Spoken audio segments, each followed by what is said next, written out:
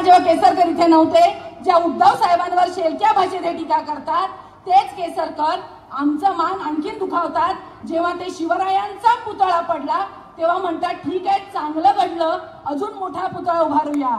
म्हणजे ज्या पुतळ्याचा मलिदा खाऊन लोकसभेची इलेक्शन नारायण राणे जिंकले, आता पुन्हा पुतळा उभारून त्यांच्या मुलासाठी निधी गोळा करताय का केसरकर, याचा विचार करा. आणि केसरकर तुम्ही ज्याचे समर्थक म्हणवता किंवा जे तुम्हाला गुरु सारखे आहेत किंवा तुम्ही ज्याचे म्हणजे ज्यांना मानता, असे कृष्णाजी भास्कर म्हणजे देवेंद्र फडणवीसांनी शिवाजी महाराजांचा पुतळा पडल्यानंतर एकदा तरी या महाराष्ट्राची शिवरायांची माफी मागितली आहे का या जनतेने सांगावं. जो माणूस शिवरायांचा पुतळा पडला म्हणून माफी मागू शकत नाही, कारण त्यांच्या मनात शिवरायांप्रती कधीच अभिमान नव्हता. आणि अशा माणसांच्या चेले असणाऱ्या दीपक केसरकरांना या वेळेला घरी बसवायची वेळ आली आहे, एवढं लक्षात ठेवा. आणि खऱ्या अर्थाने महाविकास आघाडीचे हात बळकट करून त्यांना निवडून काढा, एवढं सांगते आणि थांबते. जय हिंद, जय महाराष्ट्र.